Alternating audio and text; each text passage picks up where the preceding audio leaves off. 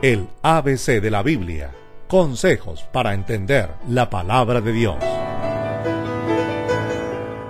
Amigos cristovientes, qué bueno poder saludarlos en el marco del mes de la Biblia. Esta vez quisiera compartir con ustedes unas claves de lectura de este texto tan maravilloso que es la Biblia. Yo creo que lo podría resumir en 4 pasos fundamentales, que de hecho son los tomados de la Lectio Divina, que es la lectura orante de la palabra, porque no se necesita ni estudiar ni conocer las lenguas bíblicas para poder entender lo que allí está. Entonces daría 4 pasos fundamentales. El primero, ¿qué dice el texto?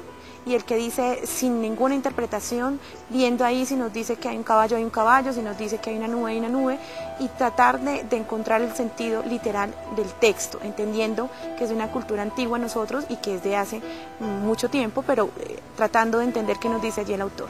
En segundo paso sería, ¿qué me dice a mí el texto hoy, en mi contexto particular? ¿Qué me dice a mí esa palabra? Y entonces ahora sí la interpretación de qué sería el caballo, de qué sería la nube, pero en lo que me dice a mí. Un tercer paso, ¿qué le digo yo al texto? Sería la parte de la oración. El texto siempre me interpela y le debo decir algo a Dios con eso que me propone en la palabra. Y por último, ¿a qué me compromete el texto? Como cristiano, ¿qué me dice a mí la palabra? ¿A qué me compromete y qué tendría yo que hacer? Esas serían las claves de lectura para entender el texto bíblico. Vive el mes de la Biblia en Cristovisión. El ABC de la Biblia. Consejos para entender la palabra de Dios. Para aprender a utilizar la Biblia en nuestra vida de oración, es importante ante todo ubicarnos en las 2 grandes partes que la componen. Antiguo Testamento, los 46 libros escritos e inspirados por Dios antes de Cristo. Nuevo Testamento, los 27 libros escritos a partir del testimonio de la resurrección del Señor Jesús.